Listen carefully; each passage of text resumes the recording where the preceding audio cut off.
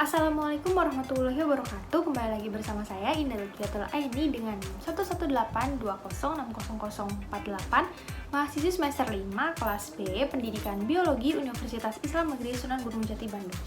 Pada kali ini saya akan membuat sebuah video pembelajaran mata kuliah biokimia, yaitu yang berjudul Biokimia Hormon. Simak terus videonya ya.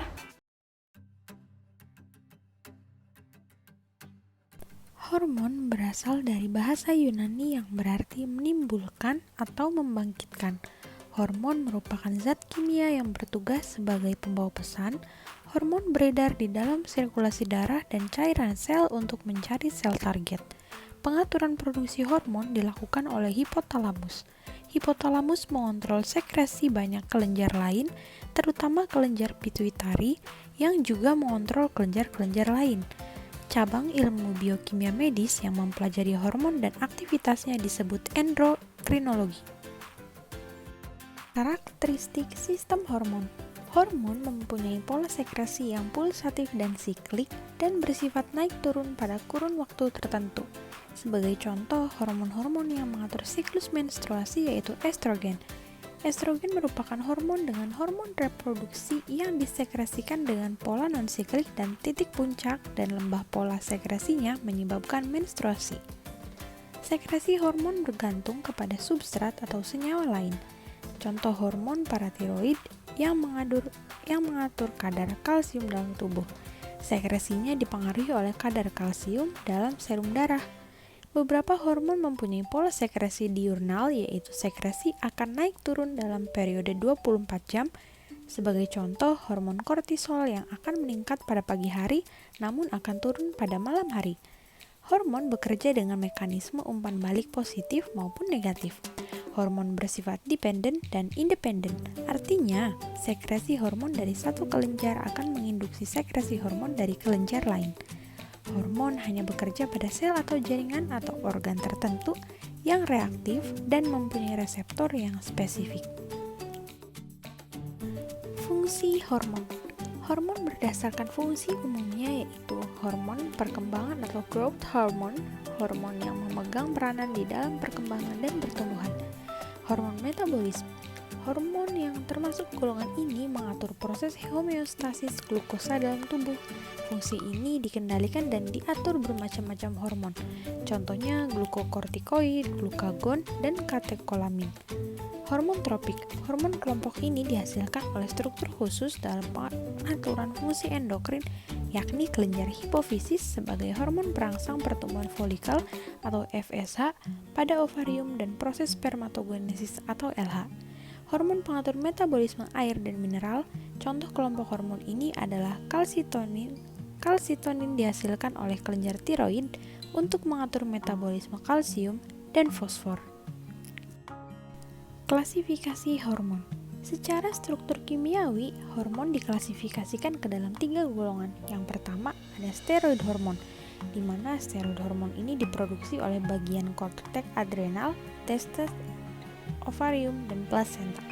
Disintesis dari bahan dasar kolesterol, bersifat larut dalam lipid, bersifat lipofilik atau hidrofobik, sehingga hormon ini dapat melintasi membran sel dengan mudah dan terikat dengan reseptornya yang berada di intraselular.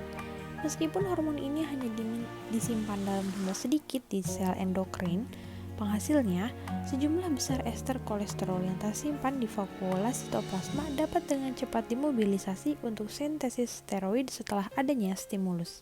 Kolesterol di dalam sel penghasil steroid berasal dari plasma, tapi sintesis de novo juga terjadi di sel penghasil steroid. Protein, 100 asam amino, dan polipeptida kurang 100 asam amino. Hormon golongan protein dan peptida bersifat larut dalam air atau hidrofilik dan disintesis di retikulum endoplasma granuler pada sel endokrin dimulai dari prekursor hormon yang belum mempunyai aktivitas biologis sebagai hormon, kemudian menjadi prohormon dan dibawa ke badan Golgi dan dikemas dalam vesikel sekretorik yang pada akhirnya vesikel ini disimpan di sitoplasma apabila dikeluarkan dengan cara eksositosis. Kemudian yang ketiga, amina. Hormon amina ini berasal dari tirosin. Dua kelompok hormon yang berasal dari tirosin adalah hormon-hormon kelenjar tiroid dan medula adrenal, dibentuk oleh aksi enzim-enzim yang berada di kompartemen sitoplasmik sel kelenjar. Hormon tiroid disintesis dan disimpan di kelenjar tiroid dan berikatan dengan makromolekul protein triglobulin yang disimpan di folikel besar di kelenjar tiroid. Sekresi hormon terjadi ketika amina dipisahkan dari triglobulin dan hormon berbentuk bebas sekresi dalam aliran darah. Setelah memasuki peredaran darah, kebanyakan hormon tiroid berkombinasi dengan protein plasma, khususnya tiroksin binding globulin yang perlahan-lahan melepaskan hormon ke jaringan target. Contoh lain hormon amina ini adalah epinefrin dan norepinefrin yang dibentuk medula adrenal dan disekresikan 4 kali lebih banyak epinefrin daripada norepinefrin. Nah, ini merupakan tabel hormon dan karakteristiknya. Ada hormon steroid, hormon peptida atau hormon protein, hormon amina yaitu yang dibagi menjadi hormon tiroid dan katekolamin. Karakteristiknya yaitu dari sintesisnya, transfer di darah, kemudian half-life, lokasi reseptor, mekanisme aksi, respon organ target, dan tempat produksi. Next, kemudian penggolongan hormon berdasarkan struktur kimia. Hormon berstruktur kimiawi polipeptida atau protein pada umumnya disimpan di vesikula sekretori dan dibebaskan jika dibutuhkan. Hormon tipe ini berukuran mulai dari peptida rantai pendek dengan 3 asam amino hingga tersusun hampir 200 asam amino. Pada umumnya, polipeptida dengan 100 atau lebih asam amino disebut juga dengan protein, dan jika kurang dari 100 asam amino maka disebut peptida. Hormon protein dan peptida disintesis pada bagian retikulum endoplasma granular dan umumnya disintesis dalam bentuk protein berukuran besar namun tidak aktif atau disebut prepohormon. Preprohormon itu kemudian dipecah membentuk prohormon. Bentuk tersebut kemudian ditransfer menuju aparatus Golgi untuk dikemas dalam bentuk granula sekretori. Di dalam proses ini, enzim di vesikel akan memecah prohormon dan mengubah menjadi hormon yang aktif dan fragmen yang tidak aktif.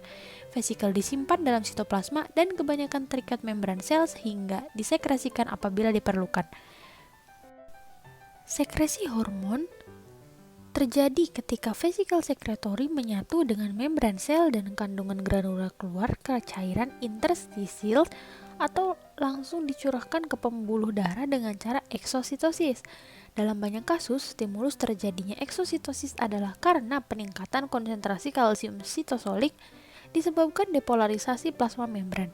Stimulasi reseptor permukaan sel endokrin menyebabkan peningkatan sikloadenosin monofosfat dan aktivasi dari protein kinase yang menginisiasi sekresi hormon tersebut. Peptida hormon pada umumnya terlarut dalam air, memungkinkan kemudahan masuk ke dalam sistem sirkulasi dan dibawa ke jaringan target. Next, kemudian mekanisme kerja hormon. Untuk dapat memahami mekanisme kerja hormon, maka kita harus mengetahui konsep komunikasi sel. Sel berkomunikasi satu dengan yang lainnya melalui sinyal kimiawi. Sinyal kimiawi tersebut dapat berupa molekul kimia sederhana seperti derivat asam amino atau derivat asam lemak, atau senyawa yang lebih kompleks seperti peptida, protein, atau steroid. Komunikasi biasanya terjadi antar sel di dalam jaringan atau organ, juga dengan jarak tertentu dalam rangka integrasi aktivasi sel atau jaringan di organ berbeda.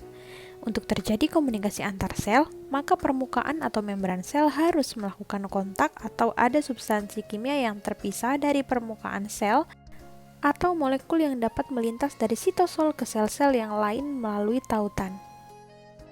Mekanisme utama hormon dalam bekerja terhadap sel target, hormon mempunyai 3 mekanisme kerja utama. Yang pertama, mengubah permeabilitas saluran membran dengan bekerja pada protein saluran atau protein kanal yang sudah ada. Yang kedua, bekerja melalui sistem pembawa pesan kedua atau second messenger untuk mempengaruhi aktivitas sel. Dan yang ketiga yaitu pengaktifan gen spesifik untuk sintesis protein baru. Nah, berikut merupakan skema mekanisme umum kerja hormon sesuai struktur kimia. Ada hormon protein dan hormon steroid.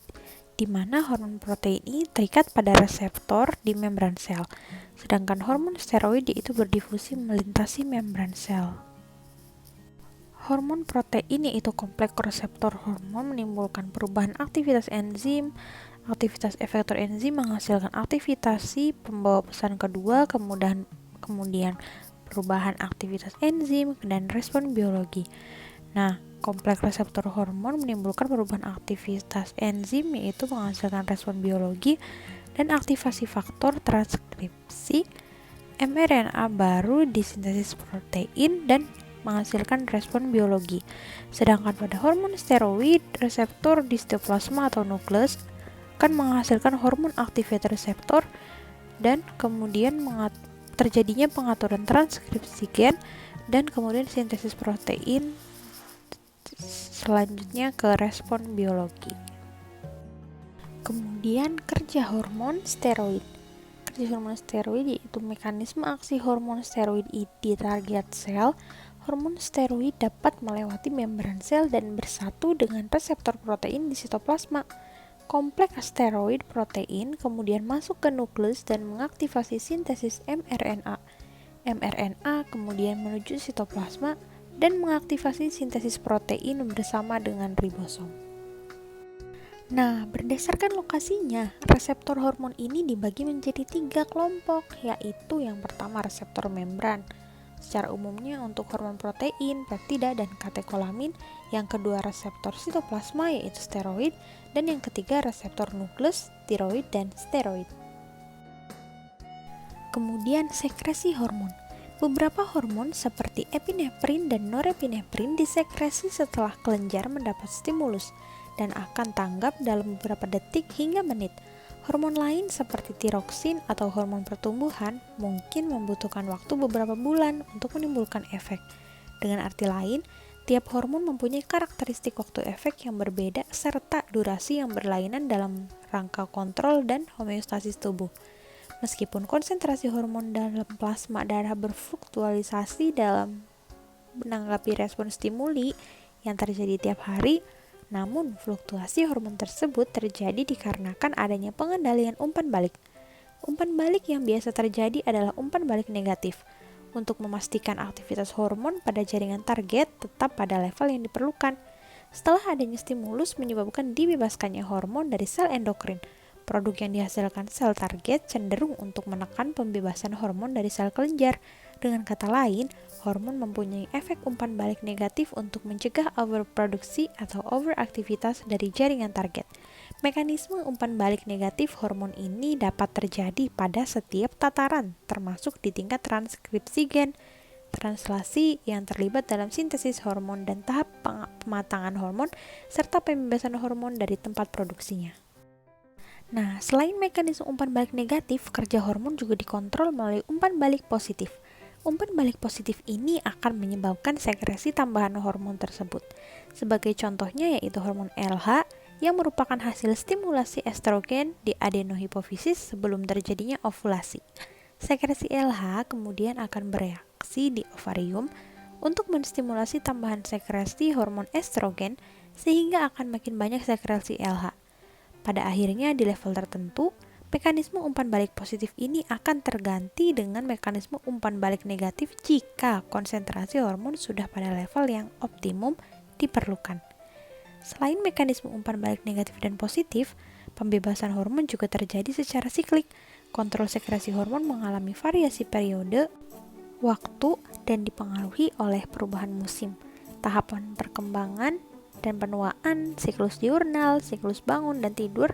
Sebagai contoh, sekresi hormon pertumbuhan meningkat sekresinya selama periode awal tidur, namun menurun pada periode tidur berikutnya.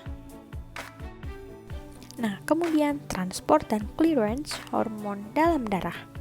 Hormon yang larut dalam air yaitu peptida dan katekolamin terlarut dalam plasma dan ditransport dari tempat sintesis ke jaringan target dengan cara keluar melalui kapiler, menuju cairan interstisil, dan akhirnya ke target sel. Sementara itu, hormon steroid dan tiroid bersirkulasi di dalam darah dengan cara terikat pada protein pembawa.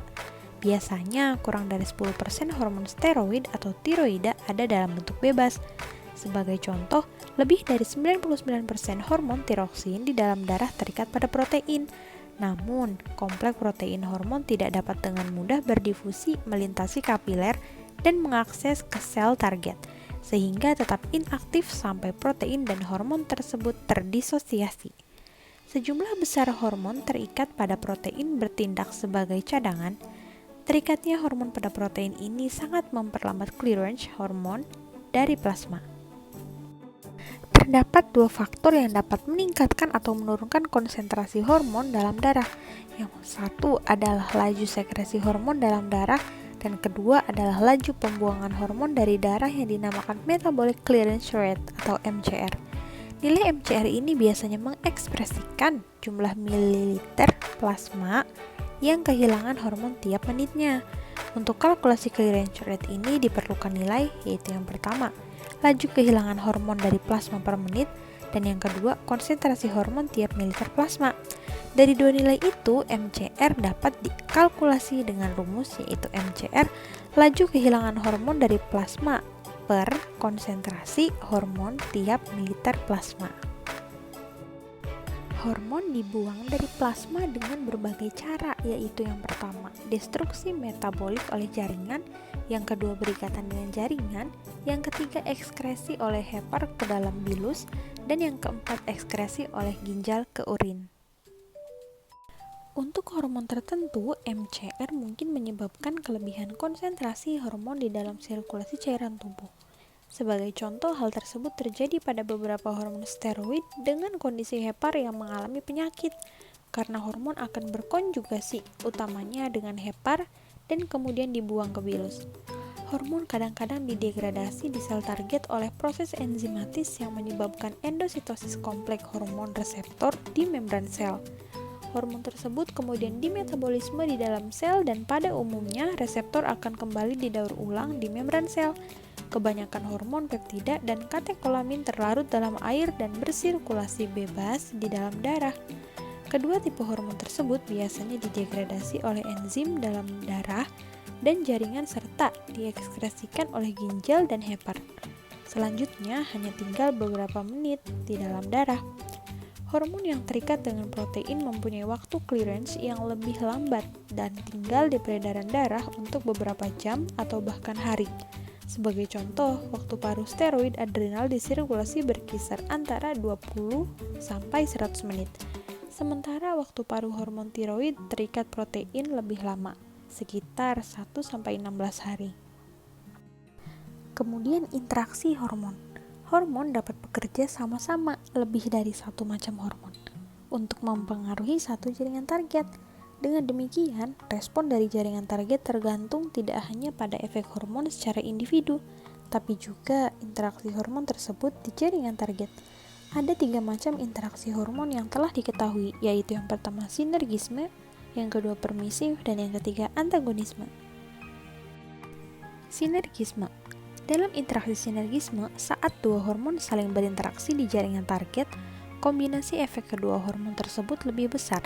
Dengan kata lain, efek kombinasi kedua hormon lebih besar daripada hanya efek yang dihasilkan dari satu jenis hormon. Contohnya epinefrin dan kortisol serta glukagon merupakan 3 hormon yang masing-masing tugasnya adalah menaikkan kadar gula darah. Interaksi hormon yang kedua adalah permisif. Interaksi permisif saat satu hormon meningkatkan responsivitas jaringan target terhadap hormon kedua. Dengan kata lain, hormon yang pertama akan meningkatkan aktivitas hormon kedua. Sebagai contoh, pematangan sistem reproduksi memerlukan hormon reproduksi dari hipotalamus, hipofisis, dan gonad, serta keberadaan hormon dari kelenjar tiroid. Interaksi hormon yang ketiga yaitu antagonisme. Efek antagonisme terjadi apabila satu hormon bertindak berlawanan dengan efek hormon lain. Sebagai contoh, insulin akan menurunkan kadar gula dalam darah dan memfasilitasi pembentukan lipid, sementara glukagon meningkatkan kadar gula dalam darah dan memicu degradasi lipid, sehingga dapat dikatakan bahwa kedua hormon ini mempunyai interaksi yang antagonis. Next, reseptor hormon dan aktivasinya.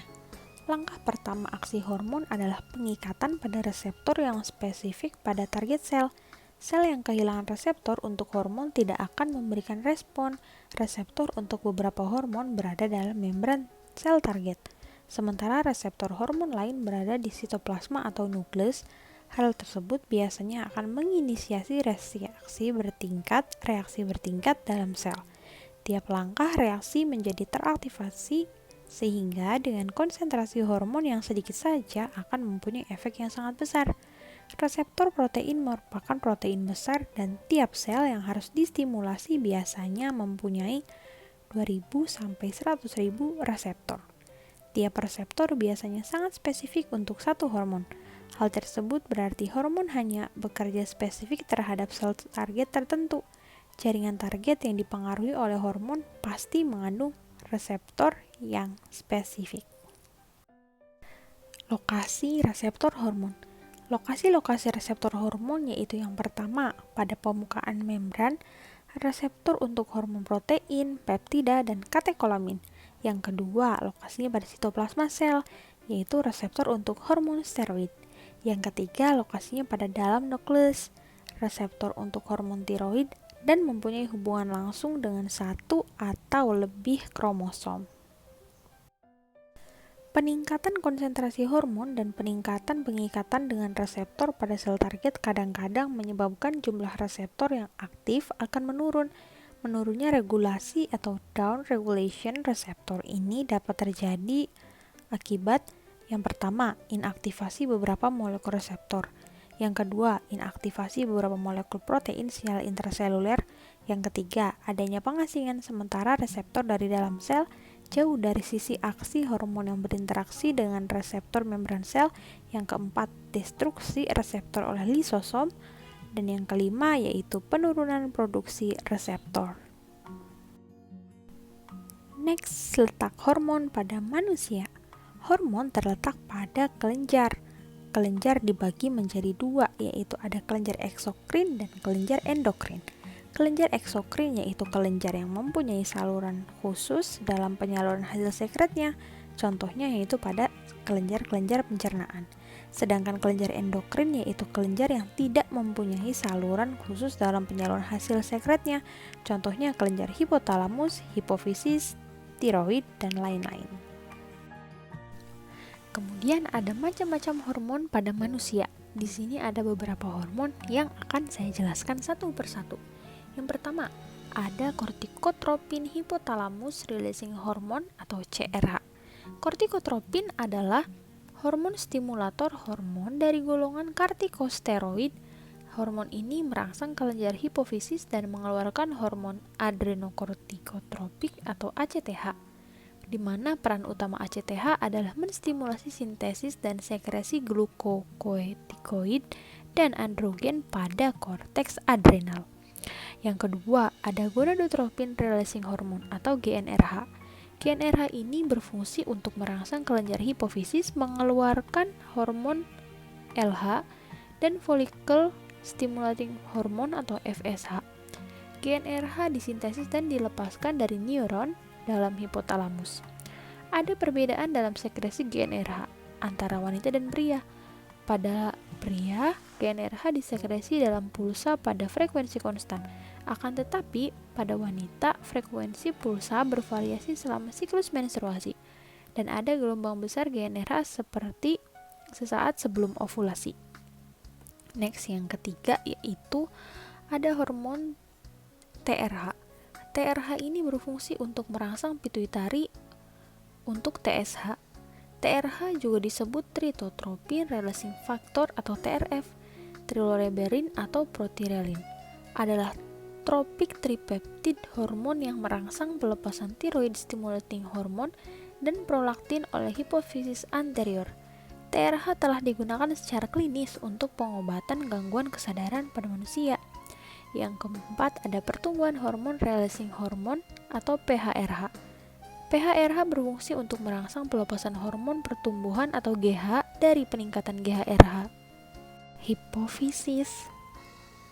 Hormon pertumbuhan GH adalah hormon peptida berbasis protein. Yang kelima adalah hormon somatostatin. Hormon somatostatin ini berfungsi untuk menghambat pelepasan GH dari hipofisis. Somatostatin adalah hormon peptida yang mengendalikan sistem endokrin dan berpengaruh terhadap transmisi sinyal saraf dan perkembangan sel tubuh. GHIH disekresi oleh beberapa organ antara lain lambung, usus, sel delta pankreas, dan neuron dari nukleus preventikular dari hipotalamus dan kelenjar. GHIH adalah sebuah hormon inhibitor yang antagonis terhadap GHRH dalam proses sekresi GHRH. Hormon lain dengan sekresi terhambat oleh karena GHIH yaitu ada enteroglukagon, gastrin, glukagon, insulin, kolesitokinin atau CCK, motilin, FIP, hormon dari kelompok sekretin, termasuk GIP, kemudian TSH. Next, yang kedua ada hormon dopamin. Hormon dopamin ini berfungsi untuk menghambat pelepasan prolaktin dari hipofisis. Dopamin merupakan suatu hormon yang dihasilkan oleh hipotalamus. Dopamin yang berlebihan dapat menyebabkan skizofrenia dan bila kekurangan dapat menyebabkan penyakit Parkinson. Yang ketujuh ada hormon ACTH. ACTH berfungsi untuk merangsang pelepasan hormon dari korteks adrenal, berfungsi memelihara pertumbuhan dan perkembangan normal korteks adrenal, dan juga merangsang untuk mengsekresikan kortisol dari glukokortikoid yang lain. Hormon ACTH dihasilkan oleh kelenjar hipofisis anterior. Yang kedelapan ada hormon LH. Pada wanita berfungsi untuk merangsang produksi hormon seks yaitu estrogen dalam ovarium serta selama ovulasi, sedangkan pada pria berfungsi untuk merangsang produksi testosteron di testis. Yang kesembilan ada hormon FSH. FSH pada wanita berfungsi untuk merangsang perkembangan folikel, sedangkan pada pria merangsang produksi sperma. Gonadotropin yang terdiri dari FSH dan LH, somatotropic hormone, growth hormone GH, yaitu hormon yang menyebabkan pertumbuhan dari semua jaringan tubuh yang dapat tumbuh. Yang ke-10 ada hormon TSH yang berfungsi untuk merangsang pelepasan hormon tiroid. Hormon titotropin berfungsi memelihara pertumbuhan dan perkembangan kelenjar targetnya dan merangsang tiroid untuk mensekresikan hormon tiroksin. Yang ke-11 ada hormon GH, adalah hormon peptida yang merangsang pertumbuhan sel reproduksi dan regenerasi pada manusia dan hewan lainnya. Yang ke-12 ada hormon prolaktin yang berfungsi untuk merangsang sekresi kelenjar susu. Hormon prolaktin dihasilkan oleh kelenjar hipofisa, bagian depan yang ada di dasar otak. Yang terakhir yaitu hormon ADH atau vasopresin berfungsi untuk membantu mengontrol air tubuh dan kadar elektrolit. VP adalah sebuah hormon peptida yang mengatur penyerapan kembali molekul yang berada pada ginjal dengan mempengaruhi permeabilitas jaringan dinding tubules sehingga berfungsi untuk mengatur pengeluaran urin. Nah, kemudian ada beberapa penyakit akibat gangguan hormon. Yang pertama ada penyakit Addison, terjadi karena sekresi yang berkurang dari glukokortikoid. Kemudian ada sindrom Cushing, kumpulan gejala-gejala penyakit yang disebabkan oleh sekresi berlebihan dari glukokortikoid seperti tumor adrenal dan hipofisis. Kemudian ada pyochromocytosima, tumor adrenal medula yang menyebabkan hipersekresi adrenalin dan non-adrenalin. Kemudian ada hipertiroidea, keadaan di mana hormon tiroid disekresikan melebihi kadar normal. Kemudian ada hiperpituitarisme, merupakan suatu sekresi yang berlebihan hormon hipofisis anterior yang terjadi akibat adanya tumor. Kemudian ada hipopituitarisme, merupakan fungsi lobus anterior kelenjar hipofisa, terutama pada bagian interior. Kemudian ada tiroiditis, peradangan pada kelenjar tiroid yang disebabkan infeksi viral seperti HFV dan virus beku pada tiroiditis dubakut. Kemudian ada tumor tiroid, neoplasma unik pada kelenjar tiroid yang sangat kerap disertai dengan metastasis pada organ yang jauh dari lokasi primer. Kemudian ada hiperparatiroid, menurunan produksi hormon oleh kelenjar paratiroid, menyebabkan kadar kalsium dalam darah rendah. Kemudian yang terakhir ada pankreatitis, di mana peradangan pada pankreas yang dapat mengeluarkan enzim pencernaan dalam saluran pencernaan sekaligus mensintesis dan mensekresi insulin dan glukagon. Oke teman-teman, mungkin cukup sekian video pembelajaran dari saya. Kurang dan lebihnya mohon maaf, semoga menjadi amal jariah bagi saya pribadi dan semoga bermanfaat bagi teman-teman semua. Sekian dari saya, wabillahi taufiq wal hidayah. Wassalamualaikum warahmatullahi wabarakatuh. See you in next video. Bye.